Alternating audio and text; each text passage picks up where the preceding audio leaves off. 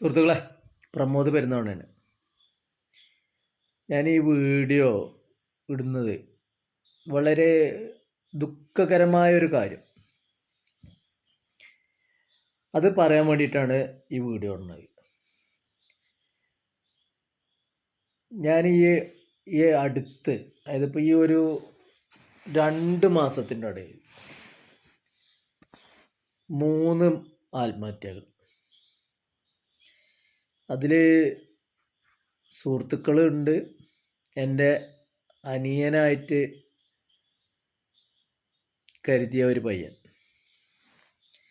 ഇവർക്കൊന്നും മറ്റ് സാമ്പത്തിക പ്രശ്നങ്ങളോ അല്ലെങ്കിൽ മറ്റുള്ള വിഷയങ്ങൾ, പിന്നെ കുടുംബപരമായ വിഷയങ്ങളുണ്ടോയെന്ന് കൃത്യമായിട്ട് അറിയില്ല. എന്നാൽ പോലും സാമ്പത്തിക പ്രശ്നം ഉണ്ടായിട്ട് ആത്മഹത്യ ചെയ്തതല്ല. ഇപ്പം നമ്മുടെ കോഫി ഡേയുടെ ഓണർ, അയാൾ ആത്മഹത്യ ചെയ്തത് സാമ്പത്തിക പ്രശ്നങ്ങൾ കാരണം. പക്ഷെ അന്ന് അയാളെ ഭാര്യനെയൊക്കെ ഇപ്പം ഇങ്ങനെ പുകഴ്ത്തി വീഡിയോ അതേപോലെ പത്രങ്ങളിലൊക്കെ കാണും. പക്ഷെ അന്ന് അയാളെ കുടുംബം ഒന്ന് ചേർത്ത് പിടിച്ചിരുന്നെങ്കിൽ അയാൾ മരണപ്പെടില്ലായിരുന്നു. അതുപോലെ തന്നെ നമ്മുടെ ഈ സഖാക്കൾ എന്ന് പറയുന്ന ആളുകൾ, അവർ കുറച്ചും കൂടി ധൈര്യശാലികളാണ് എന്നാണ് വെപ്പ്. പക്ഷേ CPM-ൻ്റെ ആന്ധ്ര സെക്രട്ടറി ആണെന്നാണ് എൻ്റെ ധാരണ. അദ്ദേഹം ഇതേപോലെ കടലിലേക്ക് നടന്ന് പോയി ആത്മഹത്യ ചെയ്തു. അപ്പോൾ ഈ ആത്മഹത്യകളൊക്കെ എവിടുന്നാണ് ഉണ്ടാവുന്നത് എന്ന് ചോദിച്ചാൽ ചില സന്ദർഭങ്ങളിൽ നിന്നാണ്. എൻ്റെ ഇപ്പം പിന്നെ അനിയനെ പോലെ കരുതിയിരുന്ന മാഷ് ഒരു 5 മിനിറ്റ് കൊണ്ടാണ് ആത്മഹത്യ ഉണ്ടാവുന്നത്. കാരണം എന്താ വെച്ചാൽ അതുവരെ അയാൾ വളരെ പോസിറ്റീവായി അവിടെ ജോലി ചെയ്തിരുന്ന ആളുകൾക്ക് ഭക്ഷണമൊക്കെ മേടിച്ചു കൊടുത്ത് എല്ലാ സൗകര്യവും ചെയ്തു കൊടുത്തിട്ടാണ് ആ സ്പോട്ടിലാണ് ഇയാൾ ആത്മഹത്യ ചെയ്യുന്നത്. അപ്പോൾ ഈ ആത്മഹത്യയുടെ കാരണം എന്താണെന്ന് ചോദിച്ചാൽ അവർക്ക് പോലും അറിയില്ല. അപ്പോൾ അത്തരം ആളുകളെ, അതായത് ഈ ഒറ്റപ്പെട്ടിട്ട് ഒരുപാട് ആളുകൾ ഒറ്റപ്പെട്ടിട്ട് ജീവിക്കുന്ന ആളുകളുണ്ട്. ഇന്നലെ മിഞ്ഞാന്നായിട്ട് ഞാനൊരു പോസ്റ്റ് കണ്ടു. എൻ്റെ ഒരു സുഹൃത്ത് എഴുതിയ പോസ്റ്റ് തന്നെയാണ്. അതായത് ഒറ്റപ്പെടലിൽ നിന്ന് ആത്മഹത്യയിലേക്ക് നീങ്ങുന്ന അതുകൊണ്ടാണ് ആത്മഹത്യയിലേക്ക് പോകുന്നത്. ആ ഒറ്റപ്പെടുന്ന ആളുകളെ ചേർത്ത് പിടിക്കാൻ നമുക്കൊക്കെ മനുഷ്യൻ എന്ന് പറഞ്ഞതും മനുഷ്യത്വം എന്ന് പറഞ്ഞൊരു സംഭവമുണ്ട്. ഇന്നല്ലെങ്കിൽ നാളെ നമ്മളൊക്കെ മരണപ്പെടും. സാമ്പത്തികമായിട്ട് നമ്മളൊന്നും അംബാനിയോ അദാനിയോ ഒന്നും അല്ല. അംബാനിക്കും അംബാനിയുടേതായ പിന്നെ ഇപ്പം മകനൊക്കെ ശരിക്കൊന്ന് പിന്നെ അയാളുടെ തടിയും വെച്ച് ഒന്ന് നടക്കാൻ പോലും കഴിയാത്ത ഒരു മകനാണ്. അംബാനിക്കും അയാളുടെ ആ ശരീരം കണ്ടറിയാം, ആരോഗ്യം വളരെ മോശം. അപ്പോൾ ഒരു മനുഷ്യന് വേണ്ടത് പണം മാത്രമല്ല, ആരോഗ്യമായ ശരീരം വേണം, ആരോഗ്യപരമായ കുടുംബം വേണം. അതില്ലാത്ത ആളുകൾ ആണ് കൂടുതൽ. ശരിക്കും നല്ല രീതിയിൽ ജീവിക്കുന്ന ആളുകൾ 5% ഉള്ളൂ. സാമ്പത്തികമായിട്ടും കുടുംബം കൊണ്ടുള്ള സമ്പന്നതയിലും നാട്ടുകാരായിട്ടുള്ള സമ്പന്നതയിലും സമൂഹം കൊണ്ടുള്ള സമ്പന്നതയിലും സന്തോഷിച്ച് ജീവിക്കുന്നവർ വെറും 5%. ബാക്കി 95%. ഇപ്പം പിണറായിനെ തന്നെ എടുക്കാം. സ്വസ്ഥത ഇല്ലാത്തൊരു ജീവിതമാണ് ഒരു മുഖ്യമന്ത്രി എന്നൊക്കെ പറഞ്ഞാൽ. മാധ്യമങ്ങളുടെ ചോദ്യങ്ങൾ, പിന്നെ പ്രശ്നങ്ങൾ, പോലീസ് ഇടപെടലിൻ്റെ വിഷയങ്ങൾ, ED പ്രശ്നങ്ങൾ, അത് പിണറായിക്ക് മാത്രമല്ല, ഇപ്പോൾ സതീശനും ഇതൊക്കെ തന്നെയാണ് സ്ഥിതി. മാനസികമായിട്ടൊരു സന്തോഷം ഇവർക്കൊക്കെ ഉണ്ടോ? ഇല്ല എന്നാണ് എൻ്റെ ഒരു അഭിപ്രായം. ഒരു രാഷ്ട്രീയ നേതാവിനും മാനസികമായിട്ട് സംഘർഷങ്ങളല്ലാതെ അതൊക്കെ ലഘൂകരിച്ച് സന്തോഷം നിറഞ്ഞൊരു ജീവിതം ഉണ്ടെന്ന് എനിക്ക് തോന്നുന്നില്ല. വളരെ ചുരുങ്ങിയ ആളുകൾക്ക് ഉണ്ടാവും. അല്ലാത്ത ഒന്നും ഒരു തെറ്റും ചെയ്യാത്തവരെ പോലും വേട്ടയാടുന്ന ഒരു കാലഘട്ടമാണിത്. അപ്പം ഞാൻ പറഞ്ഞു വരുന്നത്, ഇത്തരം ഒറ്റപ്പെടലിൽ നിന്ന് ഒരു സൗഹൃദ കൂട്ടായ്മ, അവരെ ചേർത്ത് പിടിക്കുക. അവർക്കൊരു ആത്മഹത്യാ പ്രവണത അല്ലെങ്കിൽ ആരുമില്ല എന്നുള്ള ഒരു മനസ്സിൻ്റെ ഒരു വ്യാകുലതയിൽ നിന്ന് അയാളെ രക്ഷപ്പെടുത്തിയെടുക്കുക. അതിന് നമുക്ക് എന്ത് ചെയ്യാൻ കഴിയും? എനിക്ക് എന്നെ കൊണ്ട് ചെയ്യാൻ കഴിയണത്, എനിക്ക് മലമ്പുഴയിൽ നല്ല പ്രകൃതി രമണീയമായ സ്ഥലത്തൊരു റിസോർട്ടുണ്ട്. ചെറിയ റിസോർട്ടാണ്. നമുക്ക് മാക്സിമം താമസിപ്പിക്കാൻ പറ്റിയത് പറഞ്ഞാൽ ഒരു 30 ആളൊക്കെയാണ്. ഇനി അല്ല എല്ലാവരും കൂടി ചുരുണ്ടുകൂടി എവിടെയും കടക്കാമെന്നുള്ളൊരു സന്ദർഭമാണ് വെച്ചാൽ ഒരു 50 ആൾക്ക്. അതാണ് മാക്സിമം എൻ്റെ ഒരു താമസിക്കാൻ. അതും ഈ 50 ആൾക്കുള്ള ബെഡ് കാര്യങ്ങളോ ഒന്നുമില്ല. പക്ഷേ ഇപ്പം നമ്മളൊരു കൂട്ടായ്മ ഉണ്ടാക്കുമ്പോൾ എല്ലാവരും കൂടി ചുരുണ്ട് കൂടാൻ തയ്യാറാണ് എന്നുണ്ടെങ്കിൽ അപ്പോൾ നമുക്ക് അതിനനുസരിച്ചിട്ടുള്ള നീക്കങ്ങൾ മുന്നോട്ട് പോകാം. എന്തായാലും ഒരു 30 ആൾക്ക് താമസിക്കാനുള്ള സൗകര്യമുണ്ട്. ഈ 30 ആൾക്ക് അക്കോമഡേറ്റ് ചെയ്ത് നമുക്കൊരു ദിവസം ഒരു പാട്ടും കളിയൊക്കെ ആയി ഇവിടെ ഡാമിൻ്റെ റിസർവോയറിൽ പോവാം. കാട്ടിൻ്റെ ഒരു പരിധി വരെയൊക്കെ കാടിൻ്റെ ഭാഗങ്ങളിൽ പോവാം. തൊട്ടടുത്ത് എൻ്റെ തൊട്ടടുത്ത് തന്നെ നല്ല വിശാലമായ മയിലാടിപ്പുഴ ഉണ്ട്, അവിടെ കുളിക്കാം. നമുക്കൊരു ഭക്ഷണം വെച്ച് കഴിക്കാം. അപ്പോൾ എല്ലാവരും കൂടി ഒരു കൂട്ടായ്മയായാൽ ഈ ഒറ്റപ്പെടലിൽ നിന്ന് നമുക്കൊരു രക്ഷ നേടാൻ കഴിയും എന്നാണ് എൻ്റെ ഒരു അഭിപ്രായം. ഇപ്പോൾ ഗൾഫിൽ പോയാൽ തന്നെ ഗൾഫിൽ നിന്ന് ഒറ്റപ്പെട്ടിട്ടില്ല. സത്യം പറയണം, അവരുടെയൊക്കെ ഗൾഫ് പ്രവാസികളുടെയൊക്കെ സ്ഥിതി പറഞ്ഞാൽ ഒറ്റപ്പെടൽ തന്നെയാണ്. സ്വന്തം കുടുംബത്തിനെ ഒഴിവാക്കി അധ്വാനിച്ച് പിന്നെ ആ പൈസ കുട്ടികൾക്കും ഭാര്യയ്ക്കും അയച്ചു കൊടുത്ത് ലാസ്റ്റ് കുട്ടികൾ തള്ളിപ്പറഞ്ഞ് ഭാര്യ തള്ളിപ്പറഞ്ഞ് അങ്ങനത്തെ ഒരു ജീവിതം നയിക്കുന്നവരാണ് പ്രവാസികളിൽ 90%.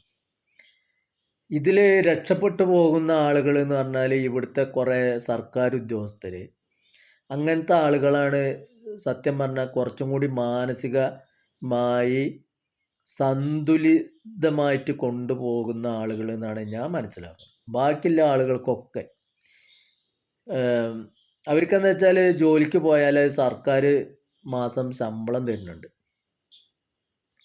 അത് എല്ലാ മേഖലയിലും ഇല്ല കേട്ടോ. ഇപ്പോൾ KSRTCയിലത്തെ ജീവനക്കാരുടെയൊക്കെ സ്ഥിതി ദയനീയമാണ്. നേരെ മറിച്ച് ഒരു വ്യാപാരിയായാൽ അവനുള്ള പ്രയാസങ്ങൾ എന്തൊക്കെയാണ്? ഒരു മഴ പെയ്താൽ അടച്ചിടണം, ഒരു നിപ്പ വന്നാൽ അടച്ചിടണം. അങ്ങനെ ഓരോ മേഖല എടുത്തു നോക്കിയാലും മാനസികമായിട്ടൊരു ഉന്മേഷം കിട്ടുന്ന ജനത കേരളത്തിനെ സംബന്ധിച്ച് വളരെ കുറവാണ്. ഇനിയിപ്പോൾ ഇതൊക്കെ ഉണ്ട്, സമ്പത്തുണ്ട്, ജോലിയുണ്ട്, പൈസയ്ക്ക് പൈസ ഉണ്ട്, ഭാര്യയ്ക്കും ഭർത്താവിനും ജോലി, സാമ്പത്തികം, കൃഷിസ്ഥലം എല്ലാം ഉണ്ട്. പക്ഷെ വീട്ടിൽ അമ്മയും മരുമോളും തമ്മിൽ പ്രശ്നമായ അതോടുകൂടി തീർന്നില്ലേ. അപ്പോൾ എല്ലാവർക്കും മാനസികമായിട്ടൊരു ഉല്ലാസം കുറവാണ്. അപ്പോൾ അതിനൊരു കൂട്ടായ്മ ഞാൻ ഇങ്ങനെ ചിന്തിച്ചപ്പോൾ ഞാൻ ചിന്തിക്കാൻ ഒരുപാട് കാര്യങ്ങളുണ്ട് കേട്ടോ. എൻ്റെ ഒരു സുഹൃത്ത് പേര് അനിൽ, ഞാൻ പേര് പറയണതിനൊന്നും വിഷയമില്ല, കോടികൾ ആസ്തി ഉണ്ടായിരുന്ന ആളാണ്. പക്ഷേ കോടികൾ ആസ്തി ഉണ്ടായിരുന്നു, പിന്നീട് അതൊക്കെ ബിസിനസ് പരമായിട്ട് നഷ്ടപ്പെട്ടു. ഫ്ലാറ്റും ഒക്കെ ഉണ്ടായിരുന്നു, പക്ഷെ ഫ്ലാറ്റ് വിൽക്കാൻ ഉള്ളൊരു സന്ദർഭം ഉണ്ടായില്ല. പക്ഷേ ആളുടെ ആദ്യം ഒരു കിഡ്നി പോയി, രണ്ടാമതൊരു കിഡ്നി പോയി, ഫ്ലാറ്റ് വിൽപ്പനയും നടന്നില്ല. സാമ്പത്തികമായിട്ട് കിഡ്നി പിന്നെ ട്രാൻസ്പ്ലാന്റ് ചെയ്യാൻ കഴിഞ്ഞില്ല. അയാൾക്ക് ആഴ്ചയിൽ ആദ്യം ഒരു വട്ടം ഡയാലിസ് ചെയ്ത് 2 വട്ടമാക്കി, 3 വട്ടമാക്കി. ആ സമയത്തൊക്കെ സഹായിക്കാൻ ഒന്നും ഉണ്ടായിട്ടില്ല. നമ്മളൊക്കെ അവൻ്റെ ഒരുപാട് സഹായിച്ചിട്ടുണ്ട്. അതൊന്നിപ്പോൾ നമുക്ക് പറയാൻ കഴിയില്ല. എന്നാൽ പോലും അവൻ്റെ ഒരു വിഷമം കണ്ടത് ബാക്കിയുള്ള കാര്യങ്ങളൊക്കെ പോട്ടെ, ഞങ്ങൾ കൂട്ടുകാരാണ് അവനെ അത്രയും സഹായിച്ചിരുന്നത്. പക്ഷെ ഒരു സമയത്ത് അവൻ എന്നെ വിളിക്കുകയാണ്, നീ എവിടെ ഉള്ളത് പ്രമോദേ? എടാ ഞാൻ കടയിലാണ്, എടാ നിനക്കൊന്ന് വരാൻ പറ്റുമോ? അപ്പോൾ എടാ ഇപ്പോൾ കട അടക്കണച്ച 7 മണിയാവണം, എന്താ ചെയ്യുക ചോദിച്ചു. എടാ ഒന്ന് പെട്ടെന്ന് വാ. എന്താന്ന് ചോദിച്ചപ്പോൾ അവൻ പറഞ്ഞത് എന്താ അറിയോ, എനിക്കൊന്ന് കക്കൂസ് പോണടാ. അതാണ് ഒരു മനുഷ്യൻ്റെ ഏറ്റവും വലിയ അവസ്ഥ. കക്കൂസ് പോവാൻ പോലും ഒരാളുടെ പരസഹായം വേണമെന്നില്ലോടത്ത്. അതിൽ കൂടുതൽ ഒരു മനുഷ്യന് എന്താ വേണ്ടത്? എനിക്കത് പറയുമ്പോൾ ഇപ്പോൾ വളരെ വിഷമതയിലാണ് ഞാൻ പറഞ്ഞത്. എന്നിട്ട് ഞാൻ അവിടെ അവൻ്റെ അടുത്തുള്ള ഒരു DYFIക്കാരെ വിളിച്ചു. അവരാരൊക്കെ ബന്ധപ്പെട്ട ഒരു ഡ്രൈവർ പോയിട്ടാണ് അവൻ 110 കിലോ ഉണ്ട്. കക്കൂസ് പോയിരുന്നാൽ അവിടുന്ന് എണീക്കല്ല ശേഷിയില്ല. 3 ഡയാലിസിസ് ചെയ്യണ ആളാണ്. അങ്ങനെ ആ ഡ്രൈവർ പോയിട്ടാണ് അന്ന് അവൻ്റെ കർമ്മം, അതായത് ടോയ്ലറ്റ് പോക്ക് നടന്നത്. അപ്പോൾ ഇത് ഇന്നൊരു മോചനം നമുക്ക് വേണ്ടേ? ഒരു ദിവസമെങ്കിൽ ഒരു ദിവസം സന്തോഷത്തോടു കൂടി നമുക്ക് ജീവിക്കണ്ടേ? അപ്പോൾ അതിനൊരു കൂട്ടായ്മ ഉണ്ടാക്കണം എന്നുള്ളൊരു അഭിപ്രായം എനിക്കുണ്ട്. ഇങ്ങനെ ഓരോന്ന്, ഇതിപ്പോൾ ഈ അനിലിൻ്റെ വിഷയം മാത്രമല്ല, ഞാൻ പറഞ്ഞില്ല, ഇപ്പം 3 ദിവസം മുമ്പില്ലൊരു എൻ്റെ ഒരു സുഹൃത്തിൻ്റെ തന്നെ ഒരു പോസ്റ്റ്, ഈ 2-3 ആത്മഹത്യകൾ, ഇതൊക്കെ കാണുമ്പോൾ നമ്മൾ എന്തിനാണ് ജീവിക്കണത്? മറ്റുള്ളവനെ സഹായിക്കാനല്ലേ എന്നുള്ള ഒരു തോന്നലിൽ നിന്നാണ് ഞാൻ ഈ വീഡിയോ ഇടാൻ. പക്ഷേ നിങ്ങളൊക്കെ പിന്നെ ഇല്ലത് തുറന്നു പറയാലോ, നമ്മളൊന്നും സാമ്പത്തികമായിട്ട് അത്രയ്ക്ക് വലിയ ഇതിലൊന്നല്ല. അപ്പോൾ അത്യാവശ്യം കയ്യിൽ ഒരു നേരത്തെ ഭക്ഷണം കഴിക്കാനും ഇതൊക്കെ ഉണ്ടെന്നുണ്ടെങ്കിൽ, കാരണം എല്ലാ ആളുകൾക്കും ഭക്ഷണം തരാനും റൂം തരാനും ഒക്കെ കൂടി എന്നെ കൊണ്ട് കഴിയില്ല. സത്യം ഇല്ലത് തുറന്നു പറയാം. പിന്നെ ഒരാളെ പറ്റിക്കേണ്ട ആവശ്യം എനിക്കില്ല. ഇന്നേ വരെ 1 രൂപ പോലെ ഞാൻ ഒരാളെ ഇന്ന് പറ്റിക്കുകയോ അല്ലെങ്കിൽ ഒരാളുടെ ചായ കുടിക്കുക ഉണ്ടായിട്ടില്ല. സാമ്പത്തികമായിട്ട് കടമായിട്ടുണ്ട്, അത് തിരിച്ചു കൊടുക്കുകയും ചെയ്യും, അതൊക്കെ വേറെ കാര്യം. പക്ഷെ ഒരാളെ വഞ്ചിക്കുകയോ അതിക്കുകയോ ചെയ്തിട്ടില്ല. അപ്പോൾ ഞാൻ പറഞ്ഞു വരുന്നത് എന്താണെന്ന് വെച്ചാൽ, ഈ ഒരു കൂട്ടായ്മ ഉണ്ടാവുകയാണെങ്കിൽ നിങ്ങൾക്ക് എന്നെ വിളിക്കാം, എല്ലാവർക്കും കൂടി പിന്നെ വന്ന് കൂടാം, എല്ലാവരും ഒന്ന് എൻജോയ് ചെയ്ത് ഒന്ന് ഫ്രഷായി മൈൻഡൊക്കെ ഒന്ന് മാറ്റി എടുത്ത് പോവാം. അതിനാണ് ഈ വീഡിയോ ഇടുന്നത്. എൻ്റെ നമ്പർ 7034 35 44 44, പ്രമോദ്. ഇത് മലമ്പുഴ മയിലാടിപ്പുഴ എന്ന് പറഞ്ഞ സ്ഥലത്താണ്. മലമ്പുഴ ഡാമിൻ്റെ ബാക്ക് സൈഡാണ്. മലമ്പുഴ ഗാർഡൻ്റെ അവിടുന്ന് ഒരു സൈഡിൽ കൂടെ വരുമ്പോൾ 7.5 കിലോമീറ്ററും ആനക്കല്ല് കവ വഴിക്ക് വന്നാൽ 22 കിലോമീറ്ററുമാണ്. അപ്പോൾ താല്പര്യമുള്ള ആളുകൾ ഒരു വാട്സപ്പ് ഗ്രൂപ്പും കാര്യങ്ങളൊക്കെ ഉണ്ടാക്കാം. അപ്പോൾ എനിക്ക് നിങ്ങൾ ഇങ്ങനെ ഒറ്റപ്പെട്ട്, അല്ലെങ്കിൽ ഞാൻ ഒറ്റപ്പെടലിൻ്റെ വക്കത്ത്, ഇപ്പോൾ എല്ലാവരും ഉണ്ടാവും, ഭാര്യയും കുട്ടികളും മക്കളൊക്കെ ഉണ്ടാവായിരിക്കാം. അപ്പോഴും ചില ആളുകൾ വീട്ടിൽ ഒറ്റപ്പെട്ടിട്ടാവും ചെയ്യുന്നത്, പട്ടാളക്കാരൻ്റെ സ്ഥിതിയാവും. അപ്പോൾ അത്തരക്കാർ എനിക്കൊന്ന് മെസ്സേജ് ചെയ്യാം, പിന്നെ നമുക്കൊരു കൂട്ടായ്മ ഉണ്ടാക്കാം. Okay, good night.